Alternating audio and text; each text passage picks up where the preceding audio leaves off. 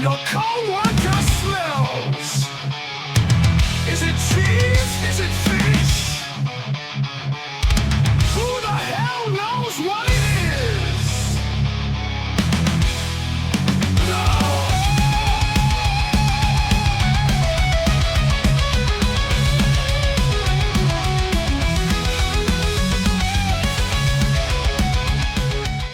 This show deals with the 9 to 5, the late night and the graveyard shift that all you people do just to have a roof over your head. Even though I'll talk about something serious, it's meant to be entertaining. And I hope you think so. So let's get to it. Tonight's first topic is getting laid off. I thought of this topic when John Deere laid off a bunch of workers. What happens to workers making a good wage when they're laid off? And what happens to laid off workers in general? John Deere workers at the lowest level are making around $22 an hour. And the highest level worker is making $33 an hour. What does a worker do after being laid off, making this kind of money?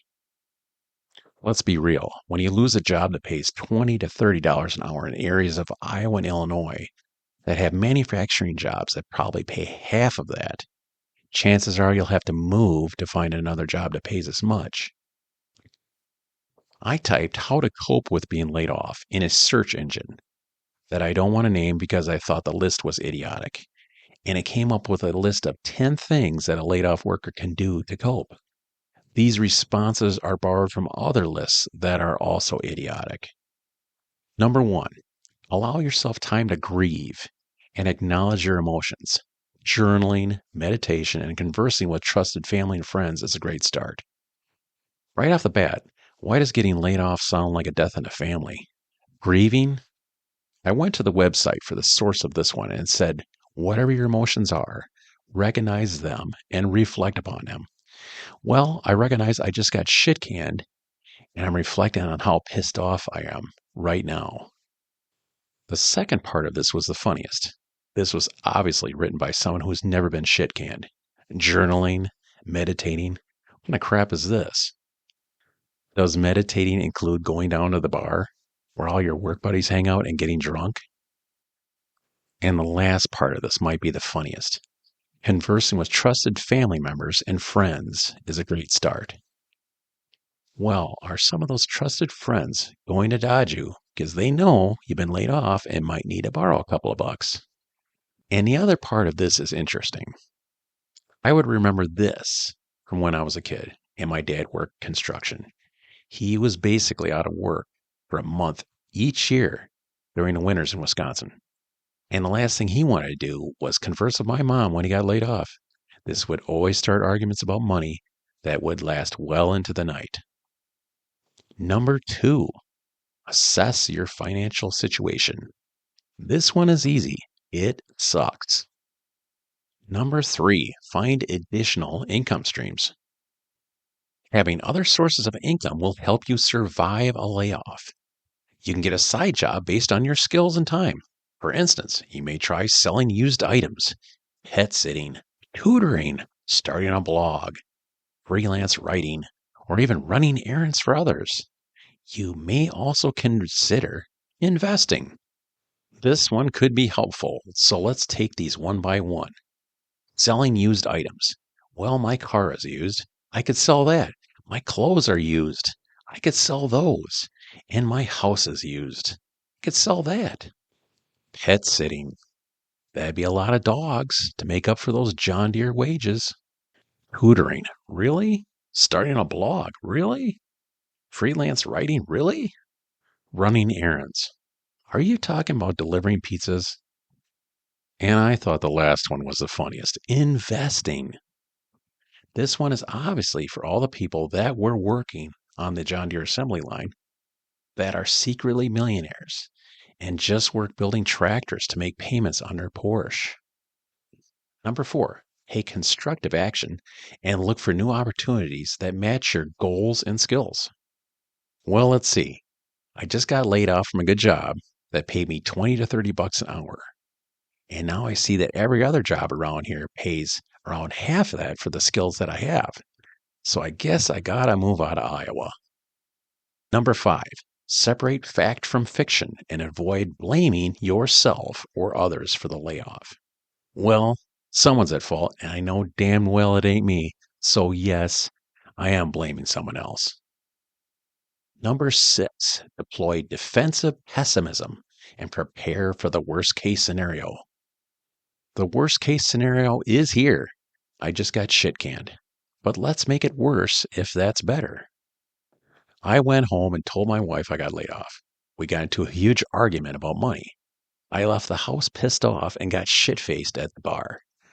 I got pulled over on the way home and arrested for a DUI. I called the wife to bail me out and she said, "You can stay there. We're done." I came home a couple of days later after a friend bailed me out to find that the wife had left, took all the furniture, the kids, and the dog. So now I have a truck, an empty house, and no job. I forgot to mention that someone left the bathtub faucet on, and now I have 5 feet of water in the basement. So there's that. This website said using defensive pessimism can be a good exercise by taking fear to its extreme. Getting drunk sounds easier to me. Number 7, rally your resilience and remind yourself of your strengths and achievements. Well, all my achievements came from the job I loved that I just got laid off from. And I don't want to be reminded about that. So let's go to number 8, please. Number 8, invest in self-complexity and pursue other interests and hobbies that enrich your identity. Is number 8 saying to me that it's okay to stay unemployed and play video games all day? Number 9, surround yourself with supportive people and seek support from your network. Yes, number 9 is telling you to borrow money from your friends and family. Number 10, do some self-reflection and learn from the experience.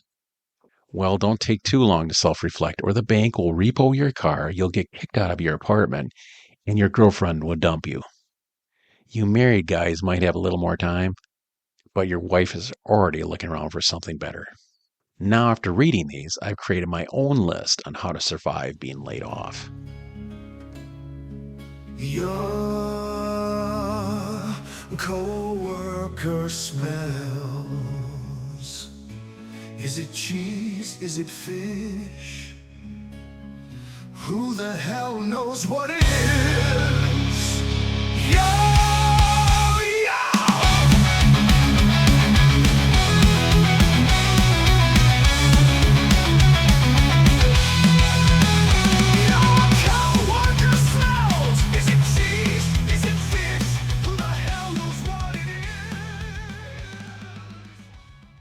Number 1, it's okay to wear sweatpants for the first month.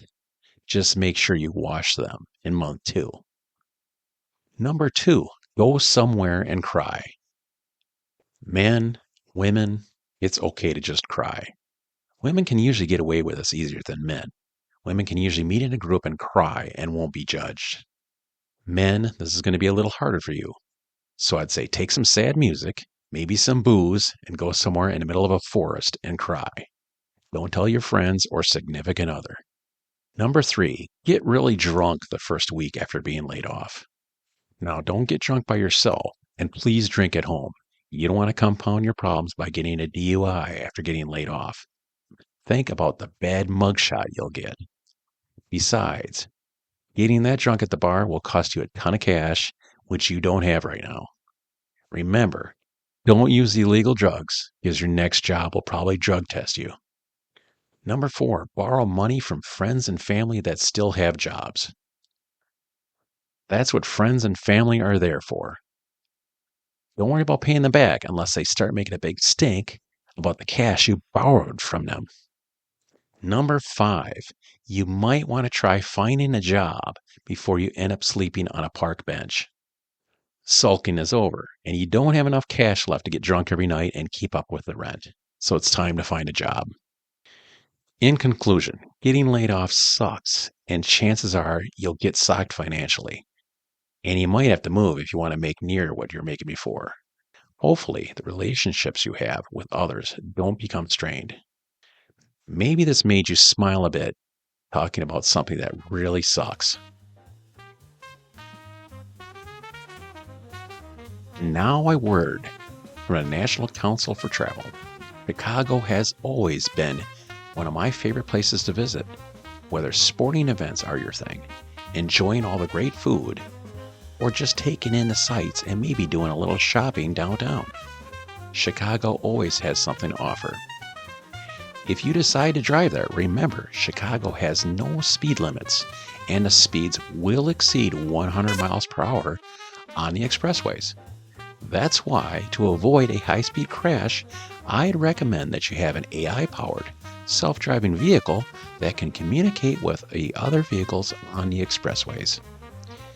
To me, it's unfortunate that the charm of the cabbie has left Chicago because of the introduction of the BB5, a 5-gauge shotgun that can separate limbs with a single blast.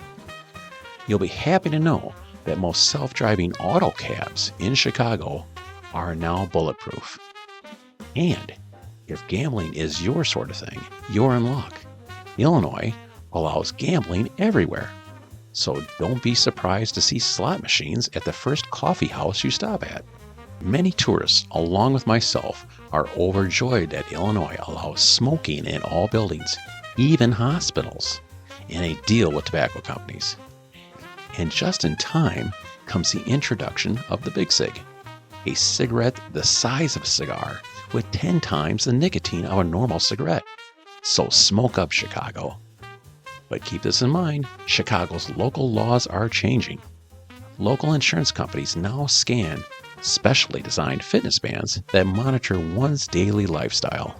So if you're pulled over and you don't have a fitness band, you'll need to have a current out-of-state ID to avoid being taken to a detox facility.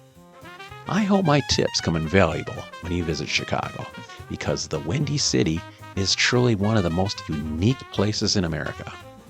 This ad was brought to you by Speedfitters, a book about America and the world of Chicago in the year 2048. Speedfitters can be found at barnesandnobles.com and many other online outlets.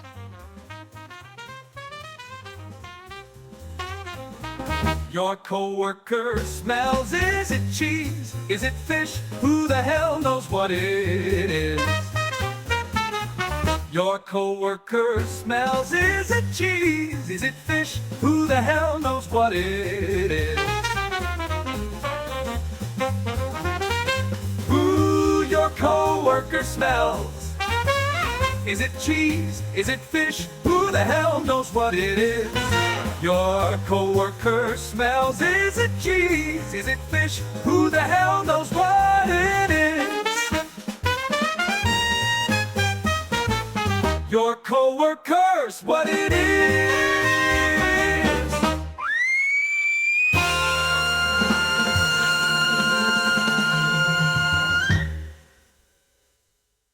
Maybe the laid off people that I talked about in my last segment will feel a bit better that they don't have to do one of the worst jobs in the world.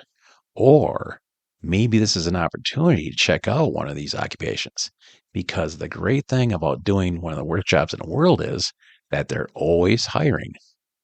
This list of the 21 worst jobs in the world was compiled by nextluxury.com. And the author of the article is Devjot Bath. And I hope I pronounced that correctly. If not, I apologize to Mr. Bath. I would invite people to check out the full list and all the other cool stuff on this site. I'm not going to talk about all 21 jobs, just the ones that I thought were freaky. Number 1 is crime scene cleaner. Doesn't seem like a big surprise here. I Googled this occupation and there's even a cool crime scene cleaner video game if you're really interested. Everything splatters. The average crime scene cleaner in the United States makes just over $45,000 per year, according to the U.S. Bureau of Labor Statistics. Do I really need to explain what this job is about? It's basically a mop, a bucket, and a horror movie. Number 3 is armpit sniffer. To me, this doesn't seem like a lucrative job, but boy, was I wrong. You have the potential to earn an impressive $2.7 million a year. Don't we all do that self-check where we smell our own pits? Armpit sniffers who work for deodorant companies spend their days sniffing up to 60 armpits in an hour. And there's a guy on YouTube called the Odor Guru, whose name is Barry Druitt, who smells armpits, among other things, and gets paid a whopping $2 million a year to do it. How are you going to keep lunch down if you're sniffing body parts all day? I just thought about this. I hope no one in this audience is eating right now.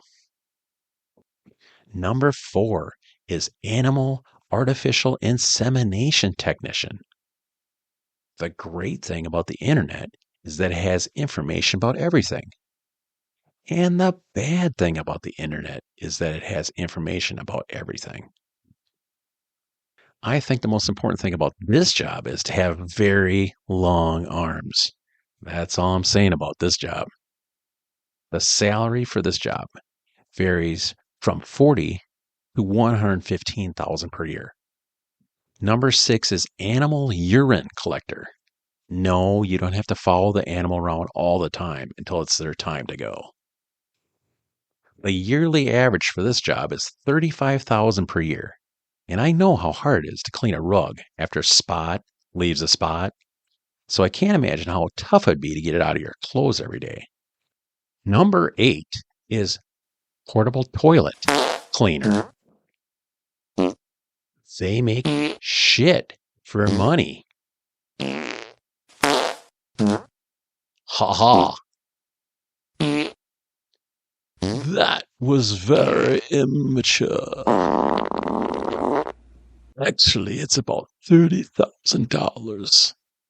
And please don't disparage other people's occupations. I always think of the show Breaking Bad when Jesse Pinkman scaled a fence to get into a salvage yard, stepping on a roof of a porta potty, falling in, and becoming a stinky smurf. Number 9 is taxi driver. And when I come back from a break, I'll talk about my experience as a cabbie, which involves another cabbie driving after me, waving a meat cleaver.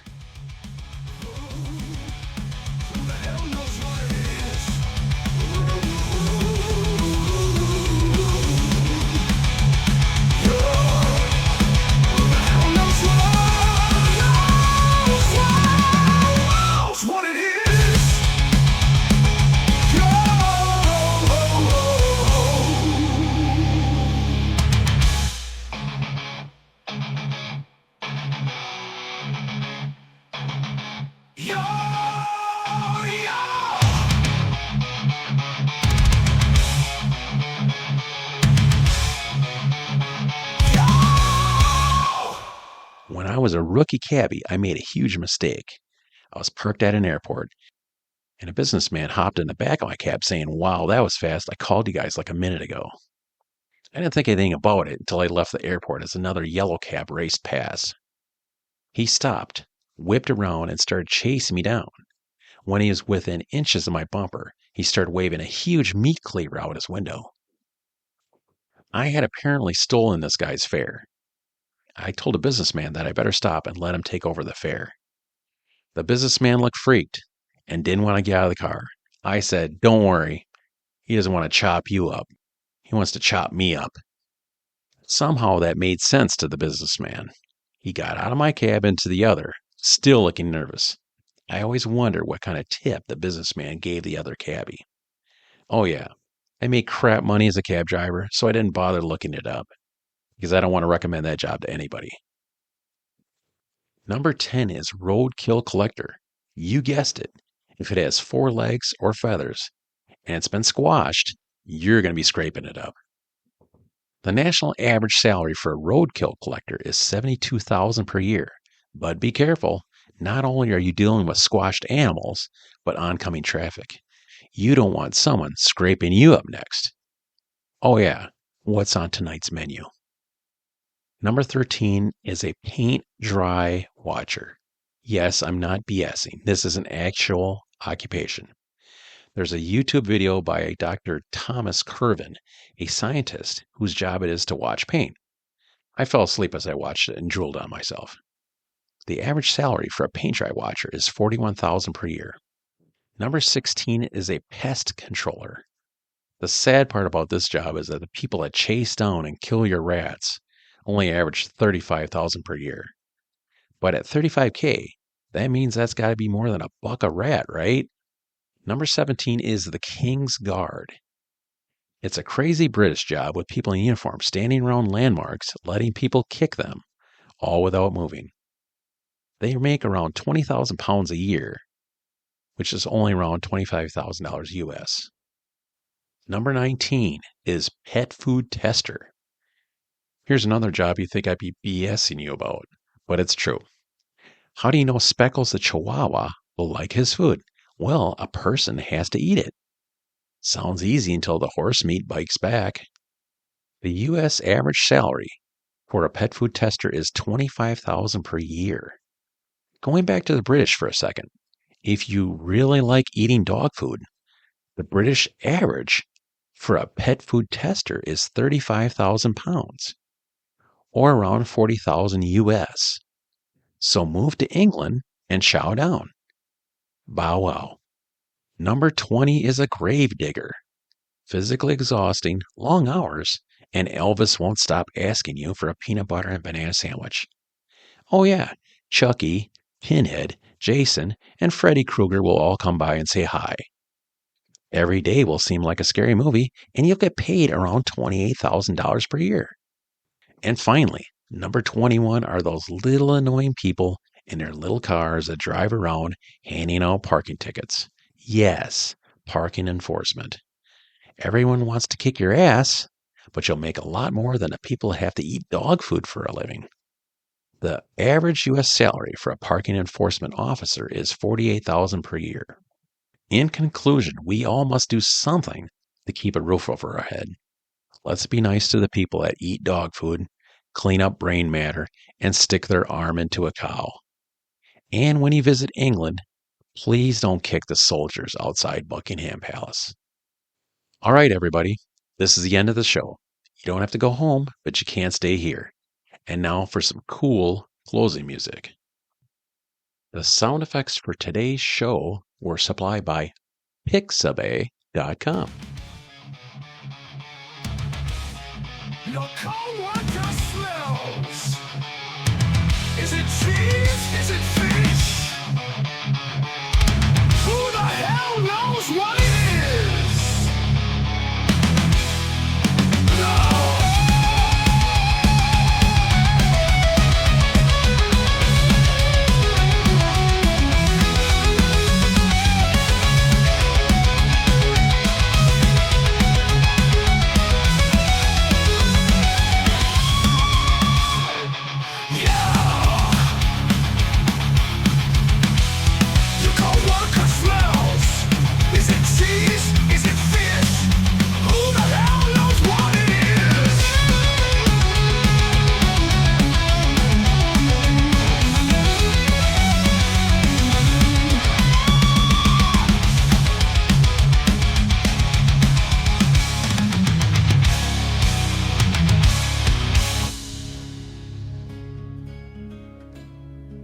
Your coworker smells. Is it cheese? Is it fish? Who the hell knows what it is? Yo!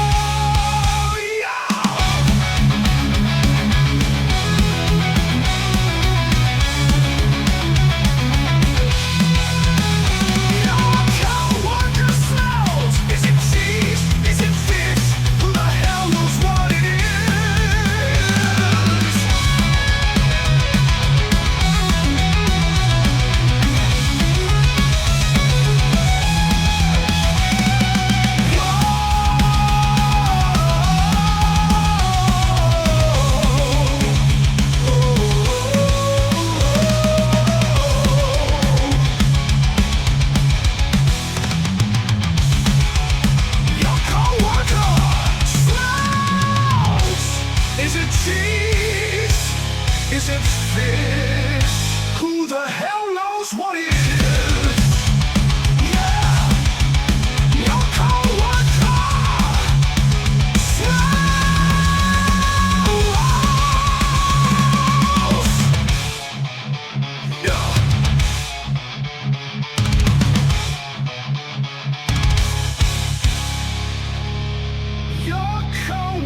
coworker smells. Is it cheese? Is it fish? Who the hell knows what it is? Your coworker smells. Is it cheese? Is it fish? Who the hell knows what it is?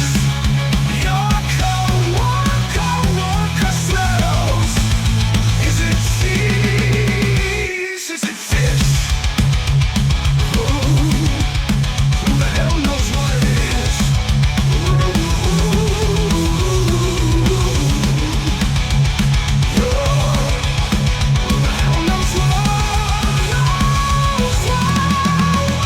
What it is?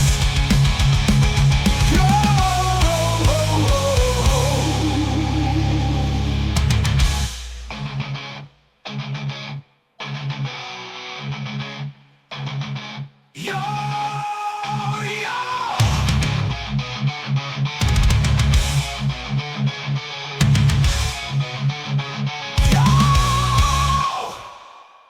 Portable toilet. Number 8 is portable toilet cleaner. They make shit for money. Ha ha. That was very immature. Actually, it's about $30,000. And please don't disparage other people's occupations.